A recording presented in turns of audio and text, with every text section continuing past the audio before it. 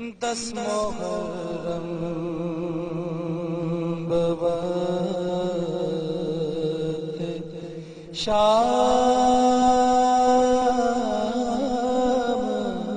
حسین زخم ہی زخم تھے تمام حسین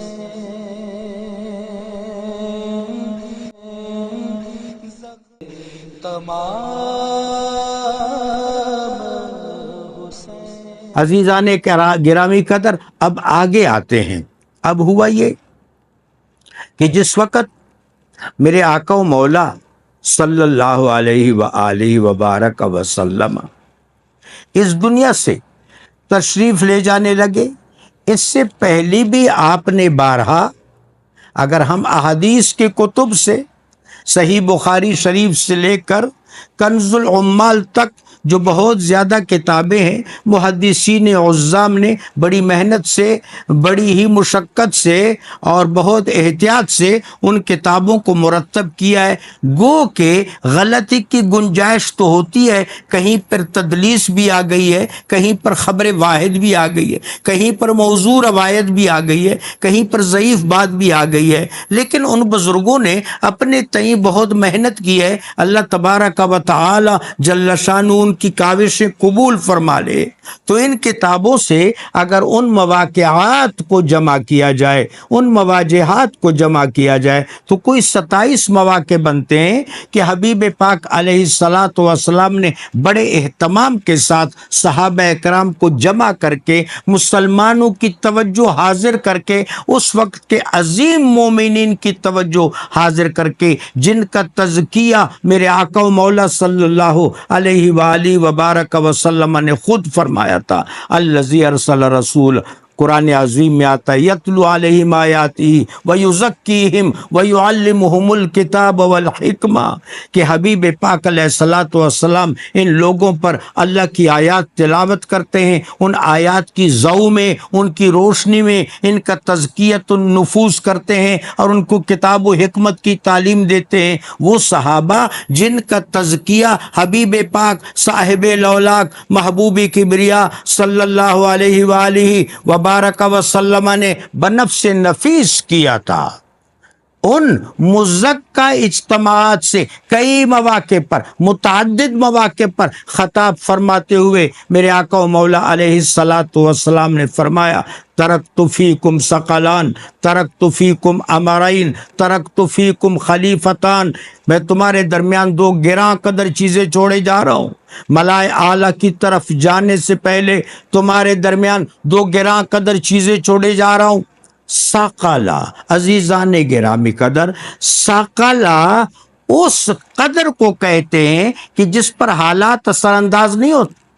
مثلا کوئی چٹان ہے، ہو سکتا ہے پانی کے دباؤ کی وجہ سے گر جائے، منہدم ہو جائے، ڈیمالش ہو جائے۔ کوئی بڑی عمارت ہے، مضبوط عمارت ہے، وہ حوادث زمانہ کی تاب نہ لا سکے اور وہ ڈیمالش ہو جائے، اس کو پھر ثقل نہیں کہیں گے۔ جو چیز زوال پذیر ہے، جو چیز ڈیمالشیبل ہے، جو انحطاط پذیر ہو سکتی ہے، جو گر سکتی ہے، جو دھڑام سے گر سکتی ہے، جو حوادث زمانہ کا شکار ہو سکتی ہے، جو مرور زمانہ کا شکار ہو سکتی ہے، وہ ثقل نہیں ہے۔ ثقل وہ چیز ہے جو سرمدی طور پر، دائمی طور پر قائم رہے، نہ تیز ہوا اس کو ہلا سکے، نہ مخالفت اس کا کچھ بگاڑ سکے، نہ ہوس اس پر اثر انداز ہو سکے، نہ ہرس اس پر اثر انداز ہو سکے، نہ خوف اس کا کچھ بگاڑ سکے۔ ایسی چیز کو ثقل کہتے ہیں۔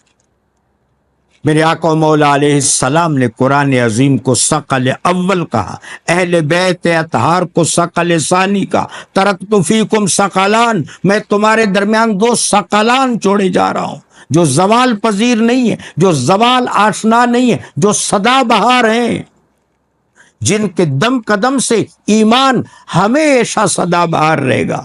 اور پھر کبھی فرمایا ترکت فیکم امرین، تمہارے درمیان 2 احکام چھوڑا رہا ہوں۔ کبھی فرمایا ترکت فیکم خلیفتان، تمہارے درمیان میں اپنے 2 خلیفہ چھوڑ رہا ہوں۔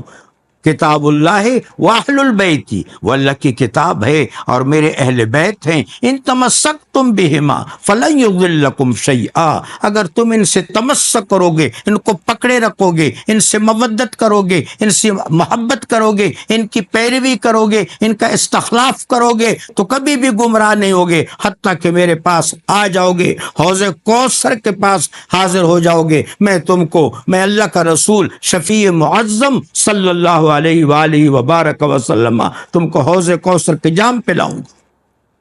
تو عزیزان کرام قدر، ایک پس منظر واقعہ کربلا کا یہ ہے، متواتر احادیث مبارکہ میں۔ اب ہم بالکل واقعہ پر آ جاتے ہیں، جس وقت یہ کیفیت رونما ہو رہی تھی اس پر آ جاتے ہیں، جس وقت یزیدان اثر کا پیغام امام علی مقام علیہ السلام شہر طیبہ میں تھے، شہر مراد میں تھے، جوار رسول میں تھے، مدینۃ المنورہ میں تھے، معمور رسول میں تھے، ارض التمور میں تھے، اپنے نانا جان صلی اللہ علیہ وآلہ وبارک وسلم کی بارگاہ شفاعت میں تھے۔ وہاں کچھ متمردین، کچھ مترفین، کچھ عدو، کچھ اہل بیت اطہار کے مبغضین اس وقت مسلط تھے۔ ان کے پاس یزیدان اثر کا پیغام آیا کہ امام علی مقام سے ہمیں تسلیم کروا لو۔ جو اس خط کے الفاظ ہیں اس میں بیعت کا ذکر کہاں تک ہے کہاں تک نہیں ہے، جو اس کے متن میں الفاظ ہیں اس کا مفہوم اردو میں یہ بنتا ہے کہ امام علی مقام سے ہمیں تسلیم کرا لو۔ اگر امام علی مقام نے ہمیں تسلیم نہ کیا تو یہ جو مسلمان ہیں اگر اوپر سے تسلیم بھی کر لیں، ان کی گردنوں پر ہمارا پاؤں ہے، کچھ کو ہم نے خوف میں مبتلا کر رکھا ہے، کچھ کو ہم نے ڈرا رکھا ہے، کچھ کو ہم نے ہرس زدہ اور ہوس زدہ رکھا ہے۔ وہ الگ بات ہے کہ ان کی گردنیں ہمارے نیچے جھکی ہوئی ہیں، لیکن ان کے قلوب آج بھی اہل بیت اطہار کے ساتھ ملتفت ہیں، ان کے قلوب اہل بیت اطہار کی طرف جھکے ہوئے ہیں۔ اگر امام علی مقام نے ہمیں تسلیم نہیں کیا تو اس کا مطلب ہے کہ ہماری حکومت واقعی حکومت نہیں ہے، یہ ایک معلق حکومت ہوگی، اس کا کوئی فائدہ نہیں ہوگا۔ اب وہاں جو دو تین آدمی تھے، سعید تھا، ولید تھا، مروان تھا، اور یہ لوگ کار فرما ہو گئے۔ امام علی مقام علیہ السلام کے سامنے جب یہ بات رکھی گئی، آپ کا جملہ تاریخ کی پیشانی پر نقش ہے۔ عزیزان گرامی قدر، واقعہ کربلا کیا ہے؟ واقعہ کربلا میں مجاہدین 72 ہیں یا 132 ہیں، اصحاب بدر سے بھی کم ہیں۔ اصحاب بدر 313 تو تھے، 310 تو تھے رضی اللہ تعالی عنہم اجمعین، 17 شہید ہوئے رضی اللہ تعالی عنہم، باقی غازی ٹھہرے، 70 ائمۃ الکفر اپنے منطقی انجام کو پہنچے۔ پھر ہم غزوہ احد کی طرف آتے ہیں، 700 مجاہدین تو ہیں، 700 مومنون تو ہیں۔ ہم غزوہ خندق کی طرف آتے ہیں، کوئی تقریباً 1000 کم و بیش، بعض نے 600، بعض نے 800، بعض نے 1000، کچھ نے کم کچھ نے زیادہ تعداد لکھی ہے، پھر بھی کچھ نہ کچھ تو ہیں۔ لیکن یہاں پر تو 72 شہید ہوئے، 132 یہ سے کچھ زیادہ نفوس تھے، خواتین تھیں، بچے تھے، اہل بیت اطہار تھے، نفوس رسول تھے اور ان کے خدام تھے۔ ایک دو صحابہ رسول بھی تھے، حضرت حبیب بن مظاہر رضی اللہ تعالی عنہ، جو اس وقت آپ کی عمر سعید 80 سال تک تجاوز کر گئی تھی، آپ بھی اس عظیم معرکہ میں جو زمین اور آسمان کے درمیان اعلاء کلمت الحق کے لیے برپا ہوا، یہ بوڑھا صحابی رسول یمنی حضرت حبیب بن مظاہر الدوسی رضی اللہ تعالی عنہ بھی شریک تھے۔ تو 72 نفوس تھے، 132 تھے، 72 شہید ہوئے، امام علی مقام شہید ہوئے۔ یہ تعدد کو نہیں دیکھیں گے، اس کی افاقیت کو دیکھیں گے، اس کی عالمگیریت کو دیکھیں گے۔ اس کی وقعت کو دیکھیں گے، اس کی قدر کو دیکھیں گے، اس کے اثرات کو دیکھیں گے، اس کی واقعیت کو دیکھیں گے، یہ ایسا منفرد واقعہ ہے، یہ ایسا مشخص واقعہ ہے کہ دنیا کا کوئی واقعہ اس کا ہمسر نہیں۔ اب ہم بجائے اس کے کہ ادھر ادھر سے واقعہ کربلا کو معلوم کریں اور واقعہ کربلا کے بارے میں اپنی کسی نظریہ کا، کسی تھیوری کا، کسی انڈرسٹینڈنگ کا، کسی آئیڈیا کا ہم تقرر کریں، کیوں نہ ہم لسان صدق ترجمان امام حسین علیہ السلام کی زبان سے سنیں، وہاں سے ہمیں پتہ چلے گا کہ واقعہ کربلا کیا ہے، امت کے لیے کتنا ضروری ہے، اور آج تک اس کے اثرات اتنے جاں فضا اور اتنے سدا بہار کیوں ہیں۔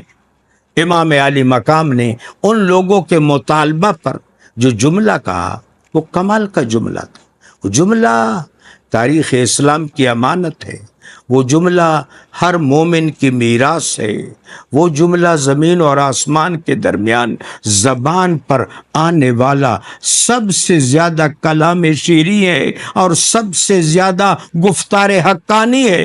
امام علی مقام نے فرمایا، امام والا تبار نے فرمایا، مجھ ایسا ان ایسوں کو تسلیم نہیں کر سکتا، مجھ ایسا ان ایسوں کو، مجھ ایسا ان جیسوں کو تسلیم نہیں کر سکتا۔ حضرت اقبال رحمہ اللہ تعالی نے کیا خوب بات فرمائی، حق لا شریک باطل دوئی پسند ہے، حق لا شریک ہے باطل دوئی پسند ہے، حق لا شریک ہے، شرکت میان حق و باطل نہ کر قبول۔ امام علی مقام نے یہ اندیہ دیا، اس کے بعد ان کے تیور معلوم ہو گئے تھے، امام علی مقام نے تیاری فرمائی، آقا و مولا علیہ الصلوۃ والسلام کے مشہد اطہر پر، قبر اطہر پر تشریف لائے، روضہ اقدس پر، بارگاہ است زیر آسماں از عرش نازک تر، نفس گم کردہ می آید جنید و بایزید اینجا، عزت بخاری کا شعر ہے، حضرت اقبال نے کوٹ کیا ہے۔ اس بارگاہ بے کس پناہ کے پاس آئے امام علی مقام، نانا جان کو صلاۃ و سلام کے گلہائے عقیدت پیش کی، سارے تشریف لائے،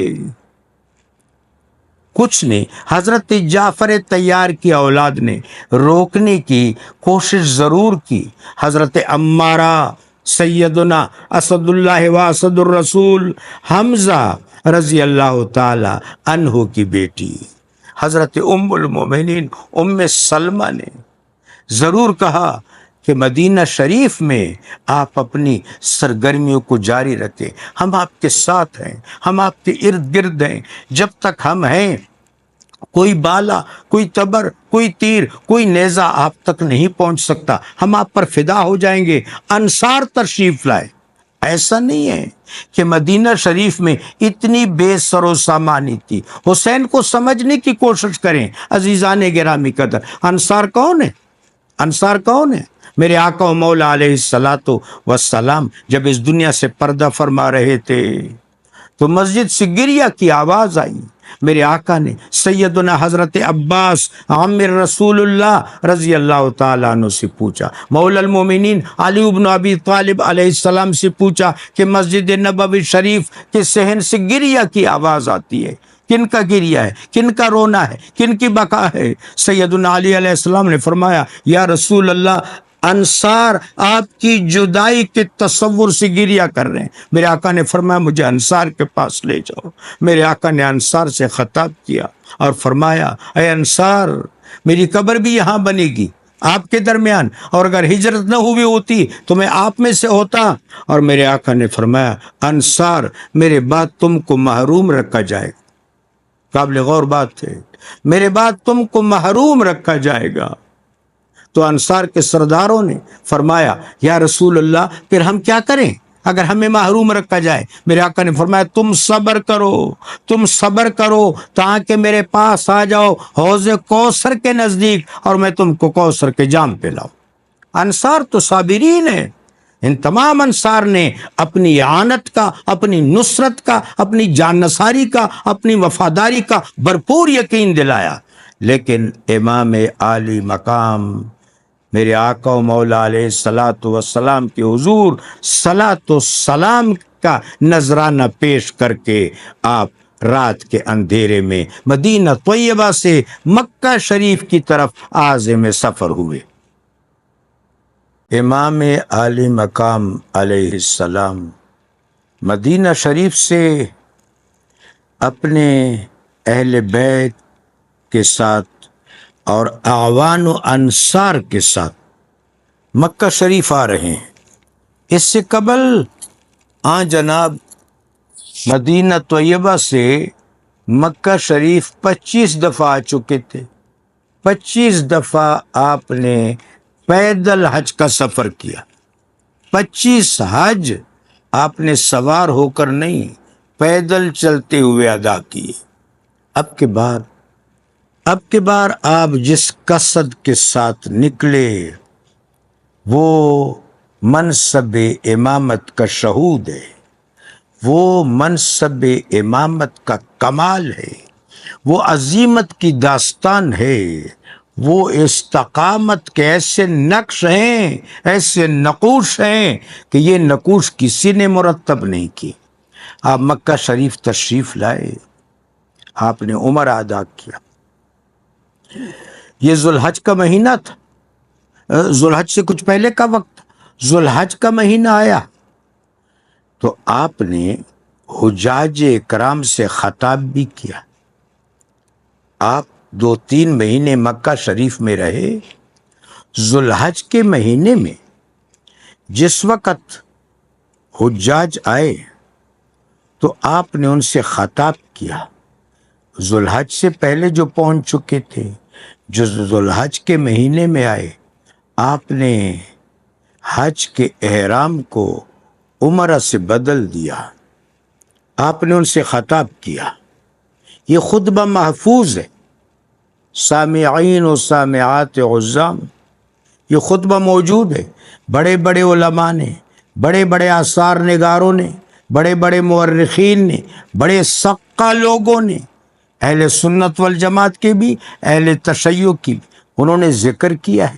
ڈھکی چھپی بات نہیں ہے، محفوظ ہے، مرقوم ہے اور پوری طرح درست ہے، اور اس کی صحت بالکل عادلانہ ہے۔ امام عالی مقام علیہ السلام کا وہ خطبہ جو منی میں آپ نے حجاج اکرام سے کیا۔ حجاج اکرام کون ہوتے ہیں؟ یہ امت کی کریم ہوتے ہیں، پیسہ جمع کرتے ہیں، اپنی ضروریات سے پس انداز کرتے ہیں۔ جب زاد راہ تیار ہو جاتا ہے تو اللہ تبارک و تعالی جل شانہ کے گھر کی طرف جاتے ہیں، مکۃ المکرمہ کی طرف، بیت العتیق کی طرف، الحل والحرم کی طرف جاتے ہیں۔ ظاہر ہے اللہ تبارک و تعالی جل شانہ کے دین کے اقدار کی قدر کرنے والے ہوتے ہیں، دیندار لوگ ہوتے ہیں، دین کو سمجھنے والے لوگ ہوتے ہیں۔ معافی چاہتا ہوں، ان لوگوں سے جناب نے، فرزند رسول نے خطاب کیا، چیدہ نکات ملاحظہ فرمائی۔ لوگوں، جب حلال و حرام میں امتیاز ختم ہو جائے،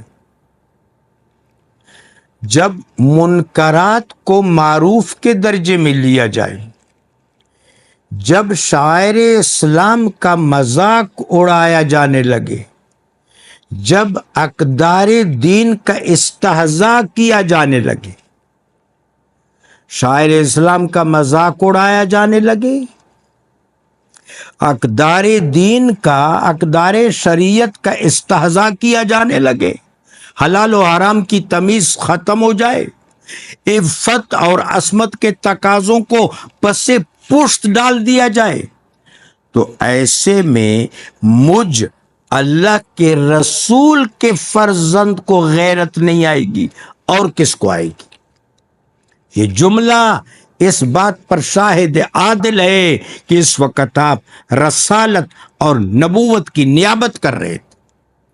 قیام حق یہ رسول اور نبی کا منصب ہے، ابلاغ حق، اشاعت حق رسول اور نبی علیہ السلام کا منصب ہے۔ اعلیٰ درجے میں خاتم الانبیاء والمرسلین صلی اللہ علیہ وآلہ وبارک وسلم کا منصب ہے۔ امام عالی مقام فرما رہے ہیں جب حالات ایسے ہوں، اس سے پہلے جب حالات ایسے ہوتے تھے تو اللہ انبیاء مبعوث فرماتا تھا، حالات خراب ہوئے نوح علیہ السلام مبعوث ہوئے، اس کے بعد حالات خراب ہوئے ہود علیہ السلام تشریف لائے، اس کے بعد حالات خراب ہوئے صالح علیہ السلام تشریف لائے۔ اس طرح انبیاء علیہم الصلاۃ والسلام کا سلسلہ نور جاری رہا۔ میرے آقا و مولا علیہ الصلاۃ والسلام پر رسالت اور نبوت اپنے اتمام کو، اپنے کمال کو، اپنی خاتمیت کو، اپنی افاقیت کو، اپنی عالمگیریت کو پہنچ گئی۔ میرے آقا خاتم الانبیاء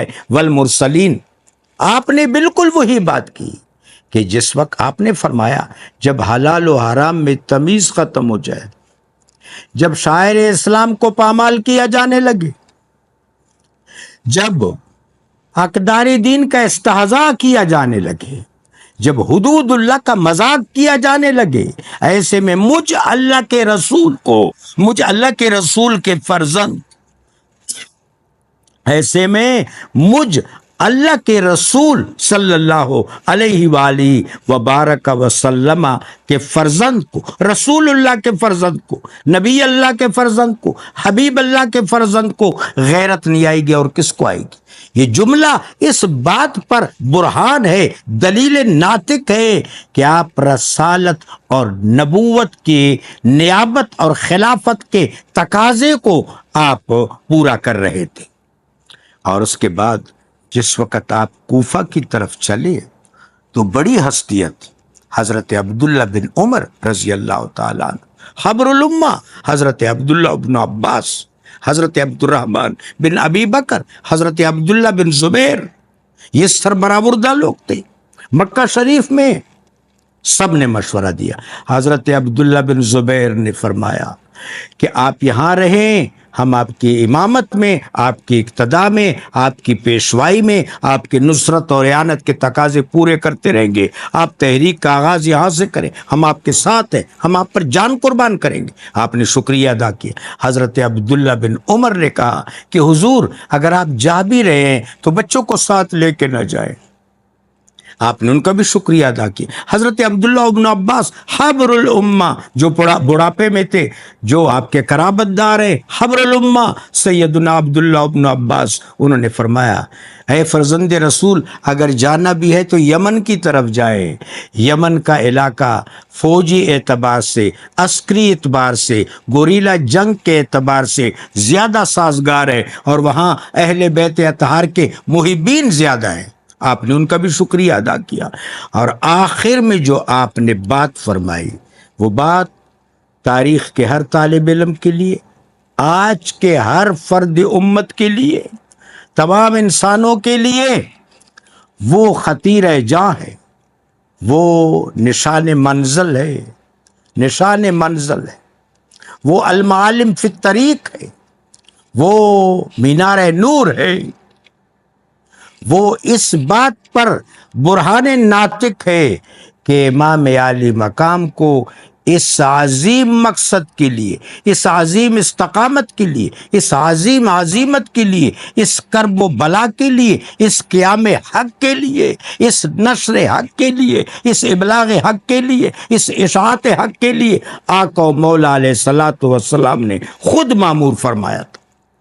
امام عالی مقام نے ان چاروں بزرگوں سے مسکرا کر فرمایا کہ حبیب پاک علیہ الصلاۃ والسلام جب اس دنیا سے تشریف لے جا رہے تھے تو مجھے اور میرے بھائی کو ایک ایک کر کے بلایا، ہم دونوں کو پہلے ملا کر بلایا، پھر پہلے میرے بھائی امام حسن علیہ السلام کو بلایا، پھر مجھے بلایا۔ مجھے جب بلایا تو تنہائی میں میرے آقا نے رسول اللہ صلی اللہ علیہ وآلہ وبارک وسلم نے، میرے نانا جان نے مجھ سے سرگوشی میں کچھ کہا، مجھ سے ایک عہد لیا، مجھ سے رسول اللہ صلی اللہ علیہ وآلہ وبارک وسلم، حبیب کبریا صلی اللہ علیہ وآلہ وبارک وسلم نے ایک عہد لیا، میں اس عہد کو بہر صورت پورا کروں گا، میں اس عہد کو بہر صورت پورا کروں گا۔ میرے آقا نے آپ کو مامور کیا تھا، سو واقعہ کربلا کو کتاب اور سنت کے مطابق اور اس ماموریت کے مطابق سمجھنے کی ضرورت ہے جس ماموریت سے آقا و مولا علیہ الصلاۃ والسلام نے امام عالی مقام کو ممنون فرمایا تھا۔ انشاءاللہ آئندہ کی نشستوں میں اس بات کو آگے لے کر جائیں گے، اور کربلا دین اسلام کا نہ صرف امت حاضرہ کا بلکہ تمام کے لیے کون سا مینار نور ہے، کون سا بقعہ نور ہے، کون سا خطیر ایمان ہے، اس چیز کو منکشف کرنے کی کوشش کریں گے۔ اللہ تبارک و تعالی جل وعلا حبیب لبیب صلی اللہ علیہ وآلہ وبارک وسلم کے صدقے، اہل بیت اطہار کے صدقے ہمیں توفیق رفیق سے نوازے۔ وآخر دعوانا ان الحمد للہ رب العالمین والصلاة والسلام علی رحمت للعالمین۔ 10 محرم بوقت شام حسین زخم ہی زخم تھے تمام